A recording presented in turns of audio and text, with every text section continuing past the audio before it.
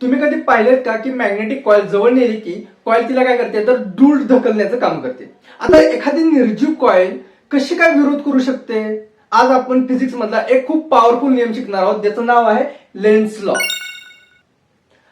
हा नियम निसर्गाचा सेफ्टी रूल आहे. Lens law the electromagnetic induction मध्ये फॅराडेजनी काय सांगितलं की ईएमएफ तयार होतो, पण त्याच्यानंतरही एक प्रश्न उरतोच की करंटची डिरेक्शन कशी ठरली जाते.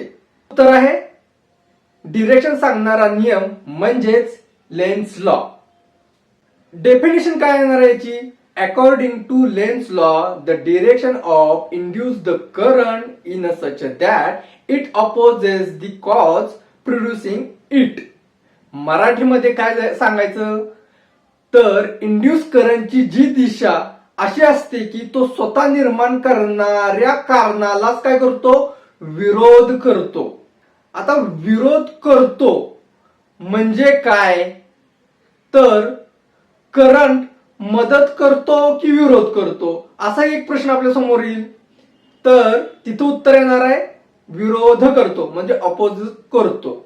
आता याच्यामध्ये फॅराडेज लॉचं कनेक्शन काय आहे मित्रांनो?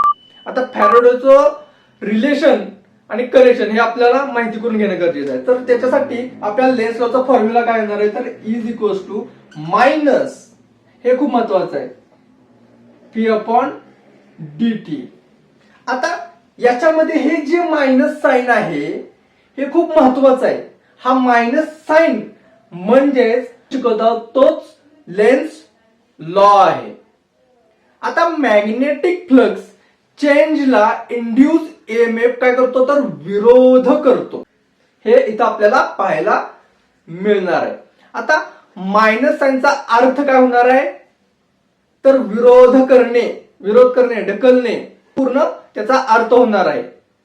आता मॅग्नेट आणि कॉईल आणि त्याची कोर कन्सेप्ट काय हे आता आपण समजून घेऊया.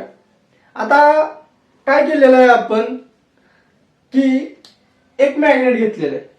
एक मॅग्नेट आहे, साऊथ पोल आहे, नॉर्थ पोल आहे, आणि एक काय केलंय कॉईल घेतलेली. एक आपण कॉईल घेतलेली, काय कॉईल घेतलेली. आता इथं काय होणार आहे की आपलं जे मॅग्नेट आहे आणि कॉईल आहे यांच्यामध्ये काय होणार आहे, ज्यावेळी आपलं मॅग्नेट कॉईलकडे घेऊन जाणार आहोत त्यावेळी काय होणार आहे तर इथे मॅग्नेटिक फ्लक्स वाढणार आहे किंवा इथे मॅग्नेटिक फ्लक्स तयार होणार आहे.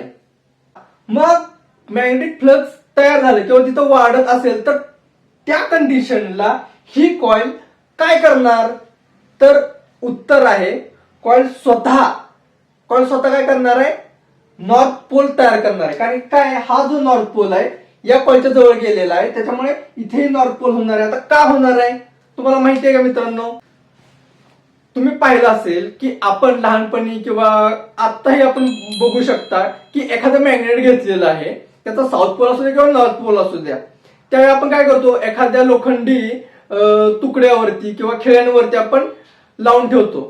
थोड्या वेळाने काय होतं त्या खिळ्यामध्ये किंवा त्या लोखंडी तुकड्यामध्ये मॅग्नेटिक फील्ड तयार होते आणि त्याला सुद्धा तो गुणधर्म लागू होऊन जातो व तो सुद्धा कुठेही आपल्याला चिटकताना पाहायला मिळतो. म्हणजे एखाद्या मेटलला तो चिटकतो. सेम त्या पद्धतीनंच इथे काय होणार आहे, हे जे मॅग्नेट आहे हे या कॉईलच्या जवळ नेल्यानंतर काय होणार आहे या कॉईलला सुद्धा मॅग्नेटाइज करणार आहे आणि त्याच्यामुळे हा जो नॉर्थ पोल आहे सेम या कॉईल मध्ये पण काय होणार आहे नॉर्थ पोल तयार होणार आहे. आता काय होणार आहे पुढे, जर दोन नॉर्थ पोल एक जवळ आले तर काय होणार आहे एकमेकाला दूर ढकलणार आहेत. ते काय करणार आहेत एकमेकांना रिपेल करणार आहेत. म्हणजे आपण पाहिलं असेल बघा, आपण एक मॅग्नेट घेतलेला आहे, एक साऊथ आहे एक नॉर्थ आहे, दुसरं नॉर्थ आहे साऊथ आहे. ज्यावेळी दोन पोल सेम पोल एकमेकांच्या जवळ येतात त्यावेळी काय होतात ते एकमेकांना दूर ढकलण्याचं काम करतात. हीच गोष्ट आपल्याला मॅग्नेट आणि कॉईलच्या बाबतीत इथं घडताना पाहायला मिळणार आहे. म्हणजेच इथल्या या मोशनला काय होणार आहे पूर्णपणे विरोध होताना आपल्याला पाहायला मिळणार आहे.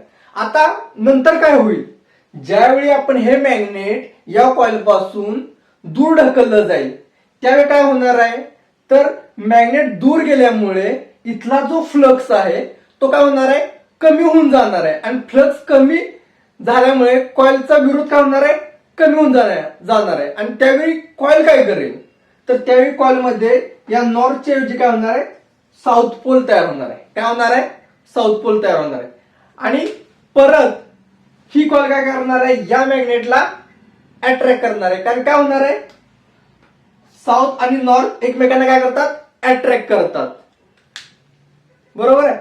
अशी कंडिशन इथं आपल्याला पाहायला मिळत आहे. म्हणजे काय होणार आहे, फ्लक्स इन्क्रीज असो किंवा डिक्रीज असो, कॉइल नेहमी काय करते, आपल्याला विरोध करताना इथं पाहायला मिळते. आता एक रिअल लाईफ एक्झाम्पल तुम्हाला सांगतो की आपण काय केलेलं आहे, तर एक कॉपरची पाईप घेतलेली आहे आणि त्याच्यामध्ये काय केलेलं आहे, आपण एक मॅग्नेट टाकलेलं आहे. एक सर्क्युलाकार काय केलं, मॅग्नेट टाकले.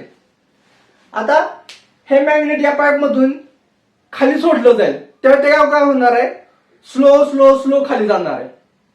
आता हे स्लो स्लो खाली का जाणार आहे, ह्याच्या मागचं कारण तुम्हाला माहिती आहे का, हा प्रयोग तुम्ही करून पाहू शकता. तर ते स्लो होण्याचं कारण काय, तर ईडी करंट तयार होतो. तिथे काय होतं, तर ईडी करंट तयार होतो. आता ईडी करंट काय करतो, तर मॅग्नेटिक फील्ड निर्माण करतो आणि तो फील्ड मॅग्नेटच्या मोशनला काय करतं, अपोज करण्याचं काम करतं. जसं की इथं होत होतं, सेम ते काय होणार आहे, इथं होताना आपल्याला पाहायला मिळणार आहे. हेच आहे लेन्स लॉचं रिअल लाईफ एक्झाम्पल. आता या लेन्स लॉ साठी एक महत्वाचा नियम आहे, Fleming's right hand rule. Fleming's right hand rule.